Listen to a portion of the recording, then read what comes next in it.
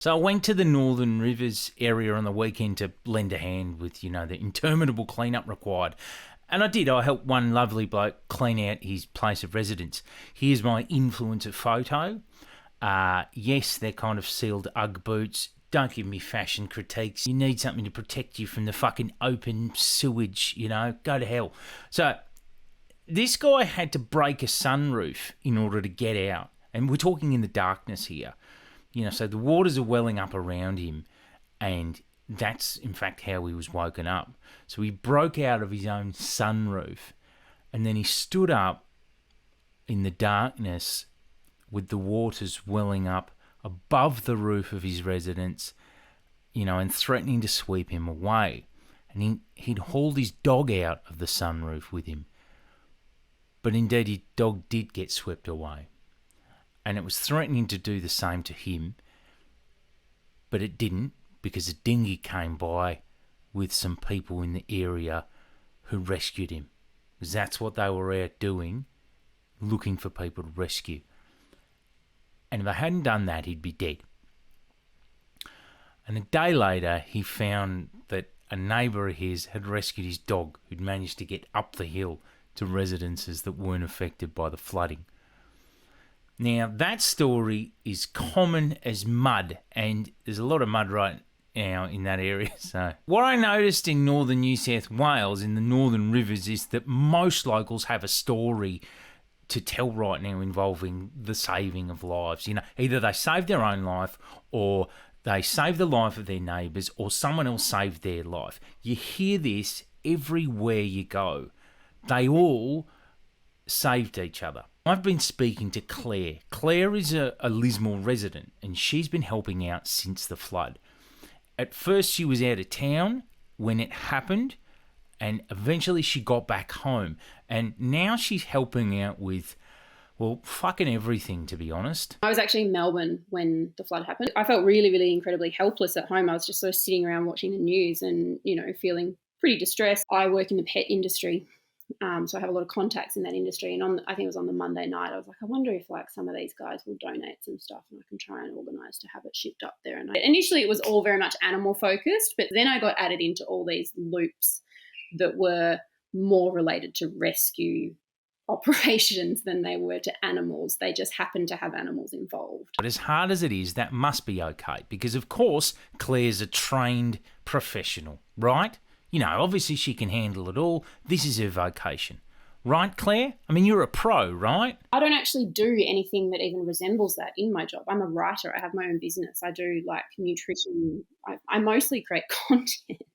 The Northern Rivers, we're artists. We're not exactly the kind of people that you'd think of when you think of disaster recovery. So Clare, who's frankly about as trained in disaster response as my 13-year-old Tonkinese cat Chimpy, gets messages like this non-stop. Now, I don't know about you, but I don't really have the training to know how I'd respond to this one. Do you? I got a text message from a number that I didn't know asking if I could find some meds for an evacuation for a dog that was going on a helicopter. Some meds for a dog being evacuated on a chopper. You've never done anything like that before, I assume.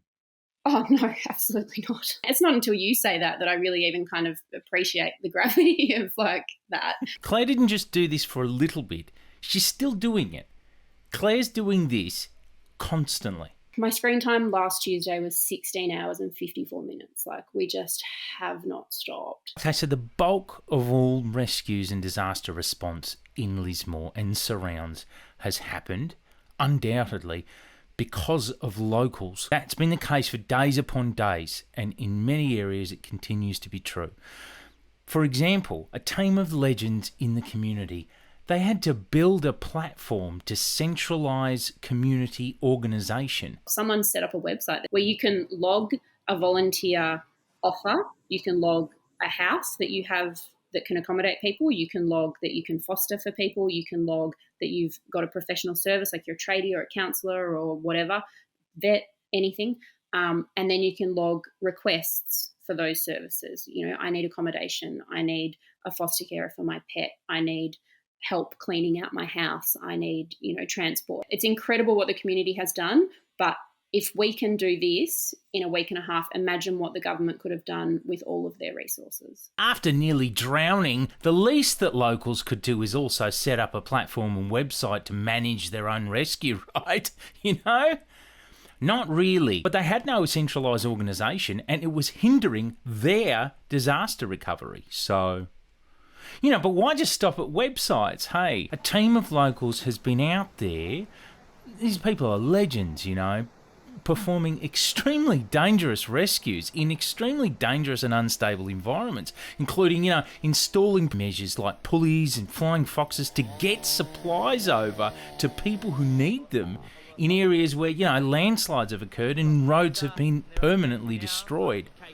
The landslides keep happening, so I guess they'll just have to keep doing it, right? Like, I saw something of a woman who was trying to get medication to a man who I think was trapped down south near like Wardell and Woodburn down there, where it's been just horrific, and there's people down there that are still stuck. And I think they had to do it on a jet ski because like the water levels are like dropping, so it's like you can't put a boat on it because it's not deep enough. But you can't fucking swim, can you? Like, what are you gonna do? And they tried to stop the guy dropping off insulin on the jet ski, and he was just like, "No, I'm doing it. This guy, he's gonna die." Rescues and supply runs have been being done by private helicopters who have needed funding to be raised by the community, like crowdfunding, to pay for the fuel. Some of them have been donated, like the Hemsworth's helicopter was, I think, choppering some stuff. Like, it's not all rescues. I think most of it's food drops and like welfare checks. Sorry, you said the Hemsworths? So we're talking about Chris and Liam Hemsworth? Yeah, I mean, I didn't see that. Providing private helicopters, like as in Chris Hemsworth, as in Thor from the Marvel universe, is providing private helicopters. Is that right? I tell you what, if my community goes underwater, I don't think it's all that reasonable to expect Thor from the comics to come and rescue me. I think in real life that's probably more the Australian government's job. I asked Clare how these heroes and legends of the Lismore community, and indeed the whole Northern Rivers, must be feeling right now. The sentiment in the community is that we're heartbroken, we're exhausted, and we're fucking angry. I think everyone's just been running on pure adrenaline. It's just like, even if we wanted to stop, we can't, because, it's our community, but it's also like, this is some of this stuff is life and death. You need to move quickly. You need to, make shit happen. And that is, the most powerful motivator that you can have. So this sense of, abandonment and frustration, it must be compounded by the constant stories we're hearing, and the constant stories that Northern Rivers people have to tell of seeing the ADF in the area, but doing nothing. A lot of the army community online have been objecting to this characterisation, but I have to say, when I went out to one of these areas, I kind of saw it myself, so I did. Like, they were on their phones. I did see soldiers, but none of them were lifting stuff, so... And I know that's just anecdotal, but if you go to the area and you ask around, you'll be struck, I swear, by the breadth and depth of just how many tales there are like that. Like, everyone I spoke to mentioned the same thing, at least in passing. My boyfriend was down. He, as soon as the water started to recede, like even before it had receded, he was in the mud. He was doing 10-hour days for 6 days straight. I showed him a photo of, a photo from Scott Morrison's Instagram of the photo shoots of the ADF that are going around. And he said, I literally have not seen a single one of them down there. And he was in Lismore the whole time. So the question is, what the fuck is going on here? What has happened with the government response to the floods? And also, who's responsible? First, let's have a look at the army. Okay, so we're told we see soldiers there, but I've got a lot of reports saying they're not doing much. Now, On one hand, think about this. It's kind of a relief that army soldiers with, guns and stuff can't take unilateral, unfettered action in civil disasters they've been called into. That being said, standing around doing fuck all is a bit of a fucking waste and probably quite provocative to the locals. So these questions are worth asking. So I put out a call online, just to ask people what was going on here and, if I was missing anything. Since then, I have heard a few stories, thankfully, from people who have been helped by the ADF, particularly coming out of Mullum. So one bloke in Mullumbimby watched, some soldiers help an elderly couple clean out their property and help others load stuff into a trailer, which is very nice. It's a relief to hear that they were doing normal stuff in a rescue environment. I have also been told by ADF people that they can only help if they're either asked to or specifically tasked with it, by and large. But most locals are shell-shocked and they need to be helped. Like, they're not looking for their local John Rambo loitering about to request assistance from. Do you know what I mean? In fact, they're not asking for help from anyone. They just need to be helped. So the ADF have been sent there, but they have not, it seems, been given the approval to organise their own logistics and coordinate effectively on the ground. Soldiers sent in, but then not really given instruction and who are operating under restrictions, well, they're kind of unable to do very much, I think. I know some guys that they've been out basically doing the stuff that the SES do, and they've been helping people that are really isolated. I think that they've got access to towns, but they saw an ADF chopper for the first time on day 6. And it just dropped off supplies and then left, and I'm not sure that they've seen it again. But what they can do is take very specific orders from above to get a photo shoot done. That's not just because they want to go to flood-ravaged areas and get cool photos of themselves. I think it's because ScoMo needed it for his socials. That sounds a little like top brass coordination stuff to me, and like that's where the blame lies. Probably not so much a problem that lies with the grunts of the ADF. Let's take a look at the SES.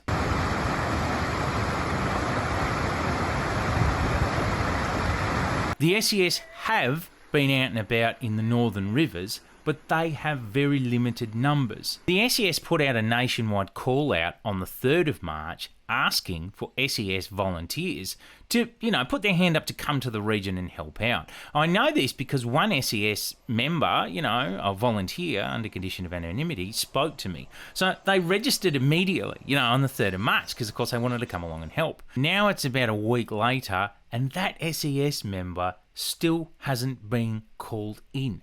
What the fuck? So when you hear that, I don't know about you, but it kind of sounds to me like it ain't an issue with the SES grunts either. It sounds like that's another top brass coordination issue. They aren't adequately sending through more volunteers, even the ones who want to come and help, to bolster those numbers. Now, mind you, the few SES people that are on the ground in these areas apparently haven't fucking stopped the entire fucking time, so respect to them. But it seems to me that they are not being coordinated or resourced, and I mean including human resources, manpower, anywhere near adequately. We can figure out how to organise helicopters and raise money and, get volunteers to drive shit around. But without some sort of central coordination, it is such an inefficient exercise. And you not only have to figure out how you're going to do the task, but you also need to find all the resources to do it and find all the people who have the information who, I'm working off screenshots of things that have been sent to other people that, they don't even know the person that it's for. And then you don't know if it's current, you don't know if it still needs to be done. It's just chaos. It's utter chaos. That needed to be done, 10 days ago when it looked like Lismore was going to flood, not a week and a half later. But obviously we still need it. The need hasn't gone away. It's just that now it's a much, much worse or much, much harder situation to manage and to put that in place because people have gone rogue and done it themselves. There's a deeper problem here, I think, which is, okay, in 2022, Why the fuck are they still volunteers anyway? Regardless, that seems like another top-down, top brass coordination problem, not a grunt problem. Drive Australia's capability to be better prepared for natural disasters. As we know, nightmare natural disaster scenarios, they're becoming more common for some reason. I just don't know why, but it's just happening for some reason. Like, it must just be a random thing. Like, it's just... Like, I know it's happening, but I don't know. I don't think there's a it's some reason that I don't... Like, it's just for some reason there's more fires, but there's also more floods. Like, this, I know there's something, but I don't think it's anything. It's just there's for some reason there's more, like, bad... For some reason there's more... For some reason, one body established in 2019 to make coordination of disaster response easier, with activities like flood-proofing or cohering national disaster response. Coordination is the National Recovery and Resilience Agency. So they established a Preparing Australia program in 2021, and that was supposed to fund priority disaster-proofing projects. And the good news is, do you want to know what the good news is? I'll tell you the good news. The good news is they didn't fund Lismore as a priority area for funding for priority disaster proofing in 2021. That's good thinking, because as it turns out, Lismore is fine. The Coordinator General of that agency, the man in charge of promoting coordination between all of these different, disaster response bodies, is the Honourable Shane Stone, QC, recipient of the Order of Australia. Shane is the former federal president of the Liberal Party. Maybe that's why he's qualified to oversee disasters. The other day, he told the Sydney Morning Herald, he goes, "You've got people who want to live among the gum trees. What do you think is going to happen? Their house falls in the river and they say it's the government's fault." He also said, "The taxpayer and the ratepayer cannot continue to pick up the bill for these huge catastrophic damage events." The thing about that is that the taxpayer already picks up the bill for Shane's salary as the Coordinator General of the National Recovery and Resilience Agency, and that is over $500,000 a fucking year. So it begs a question, if we're set to clear $500,000 a year on this cunt so he can look down on drowning people, surely we can splurge a little bit on some decent disaster recovery, no? State equivalent is Resilience New South Wales, formed after the bushfires to promote coordination. Here's Shane Fitzsimmons, the head of that agency, speaking to journalist Peter Fitzsimmons, no relation, just the other day. He outlines the exact duties of Resilience New South Wales. He said this in the middle of the complete fuck up of the flood response, just a couple of days ago. Here you go. Here's what he said.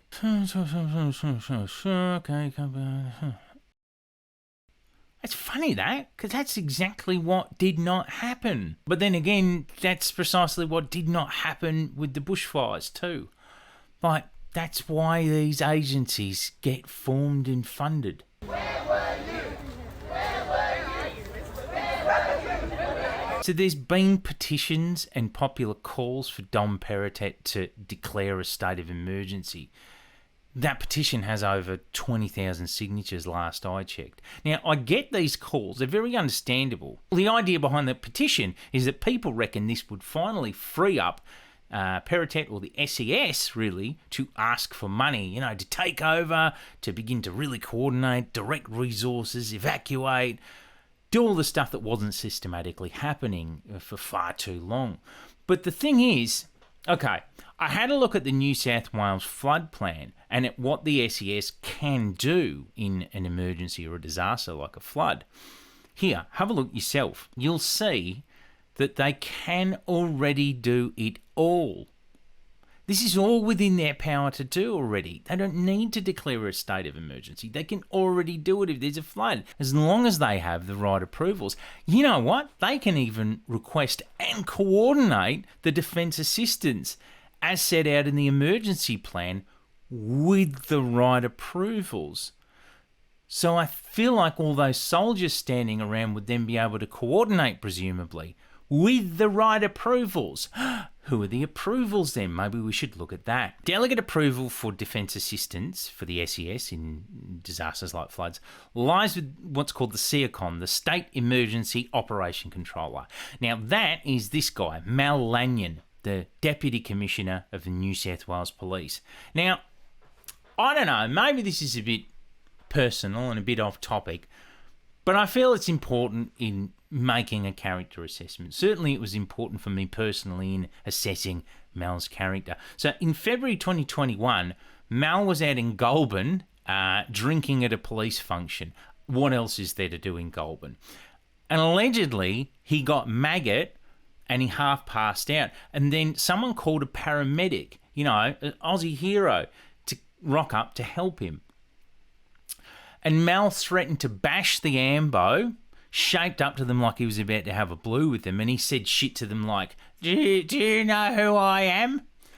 So that's good because, you know, the people I want in charge of my, you know, national emergencies are the kind of men who want to bash paramedics after they've had a couple of beers, right? I'm sure you feel the same way.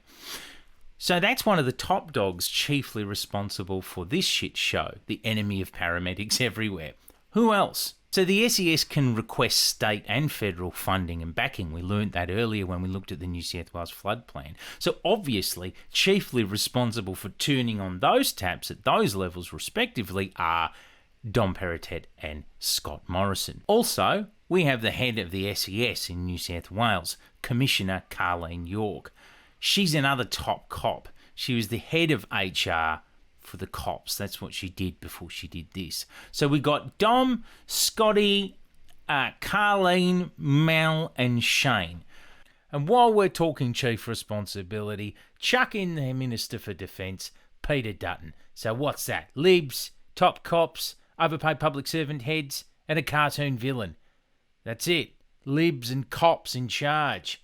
Drown me now. Frankly, all that Lismore needs right fucking now, yesterday please, if possible, is real proper coordination. They need to go out in a helicopter and make sure that there's no one that's still stranded. We don't know. We're crowdsourcing helicopter fuel to get to the most desperate people that we're still finding out are out there because they've been stranded. They don't have any way to communicate it to us. So now we're, you know, as they kind of gain communication access, we're finding more people that need to be rescued. If the ADF or the SES or whoever it is that's supposed to do it, if they'd done it at the start, you know, they can go and do recons. They can go and find these people straight away. The question is, what do we all need? You know, what do we need as a nation? Well, shit, you know, we need radically different responses for the climate hell world that we're barreling into. You know, we need coordination like we've never seen before. We need to operate now under the expectation that we probably will, see this same scenario every year or two to the same degree of severity. You know, there's no more sugarcoating it. And we need to plan accordingly. We need to be really fucking brilliant at saving people.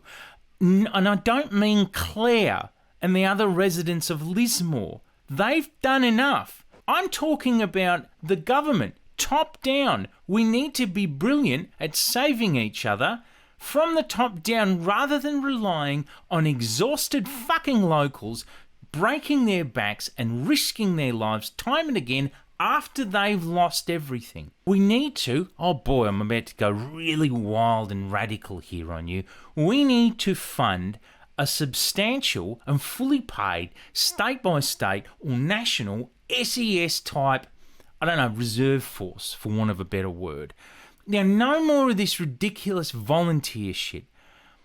No more pretending that nuclear subs are going to defend us from our greatest enemy. No, that's not China. I'm talking about ourselves and the damage that we're doing to our climate. Eventually, the only use you're going to have for a nuclear sub is that it'll give you somewhere to live when you're fucking underwater. I want to pay for the SES in climate hell world. If that's where we are, I think that's where we are. I don't want to pay for shooty bang bang John Rambos to be ordered to come into flood ravaged areas and take photos with Sweet Life lighting so that ScoMo's got a viral moment for his feed. You know, take some money away from the shooty bang bangs, or, dare I say it, the nuclear fucking subs, and use that to pay for disaster recovery. Oh no, I've turned into a full radical far-left extremist here.